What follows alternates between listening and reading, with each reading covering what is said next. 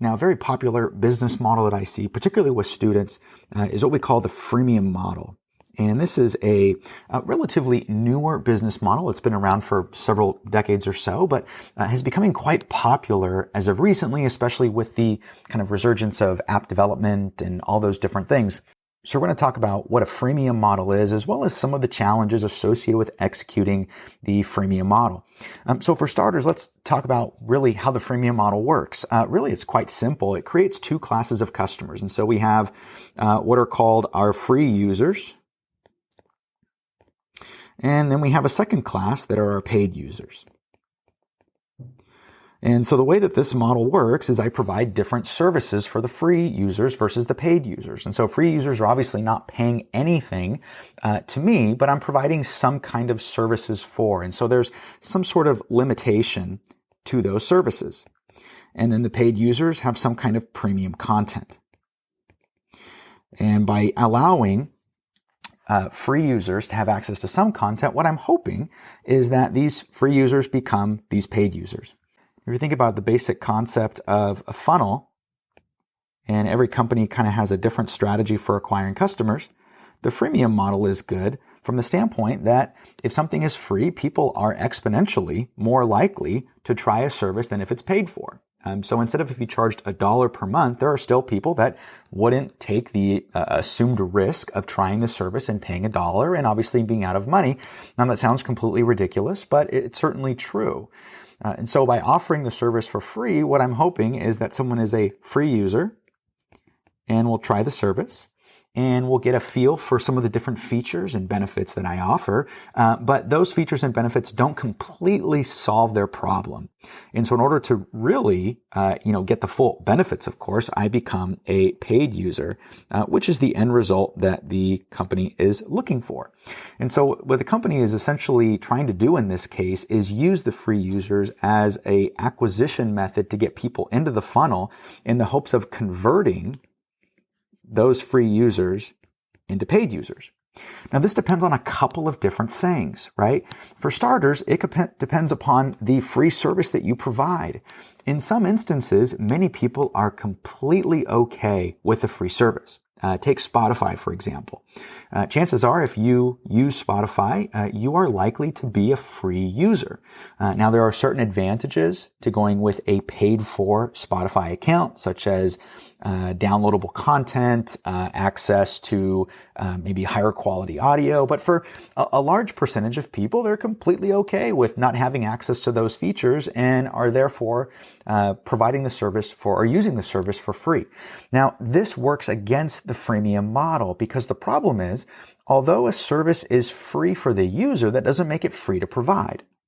So really, to look at the economics behind this model, you really need to look at two different categories. So on the first end, we're going to look at the paid users. And so our revenue from a paid user is tied to the number of paid users multiplied by the revenue per user. So that's our revenue piece. But in order to determine profitability, we have to also subtract the number of paid users minus the cost per user. Now, from a Spotify standpoint, the cost per user is typically licenses, right? Because every time someone listens to a music, Spotify has to pay some type of licensing fee to the studio or the artist as compensation for using their intellectual property. So that's kind of the first component there, is figuring that out. But then the other problem is we also have these free users, right? And so this is one step to the equation. But then we also have to subtract our number of free users multiplied by the cost per user. Because although the service is free for the user, Spotify has to still pay those licensing kind of royalty fees to the artist or the recording studio that owns the content for the right to use their intellectual property. And so the goal here of many freemium models is to ultimately try to convert as many of these users into these paid users where the compensation is much greater. Now, you're probably wondering, in Spotify's kind of situation here, they do try to subsidize the free users by incorporating advertising into their business model. But the advertising largely is not going to support the entire base of free users. So what ends up happening is the paid users, in this case, end up in most ways subsidizing the free users to use the content and not have to pay for it. And so in terms of the business model, what you're trying to figure out is what is the break even, right? What's the relationship of paid users versus free users that I need to have in order to be able to run my model? With most models like this, like a Spotify or a Pandora, you might have a situation to which maybe 70% of your users are free and maybe 30% of your users are paid, and that might be okay, right? I mean, on a consumer level, you might be thinking, wow, that'd be really frustrating if I operated that business and you had a group of people who just gave away the service for free. But ultimately, that's kind of the idea behind the model is we know there's going to be some free users and quite a few. We're just hoping to convert as many as possible to the paid category so that we can ultimately get more revenue to cover all the costs associated with it.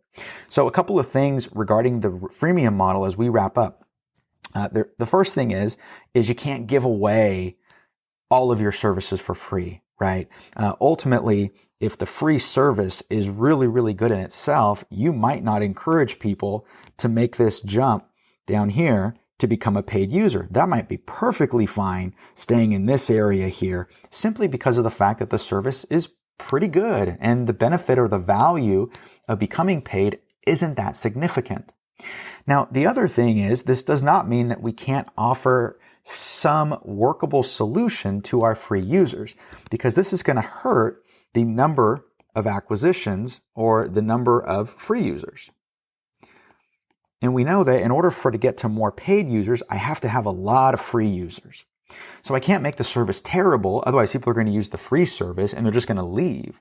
But on the other hand, I can't make the service perfect. Otherwise, they'll not convert to a paid. So it's kind of this middle ground. We're trying to offer some value, but just hold back a little bit so that people are more willing to try the paid for service.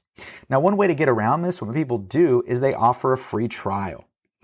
Because the idea of people using something for free forever and having to subsidize them might not be something that you want to do with your business.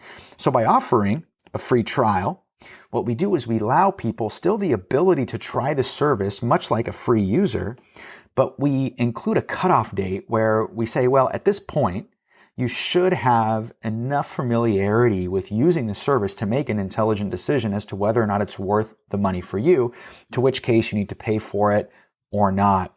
And so companies such as Netflix and others utilize a free trial versus a paid for freemium service because they don't want to provide the service for free in a limited capacity, but rather give you the ability to try it for a period of time and then, of course, migrate to becoming a paying customer after 7, 14, or 30 days. But that's a little bit about the freemium model. It gets very difficult to use depending upon what situation you're doing. It might be attractive from an acquisition standpoint, but again, your success is all tied to having that paid content as valuable enough to get people to justify migrating from the free version. Thanks for checking out this video. If you learned something or enjoyed it, please like and share, and of course, subscribe so you can get updates on additional content in the future.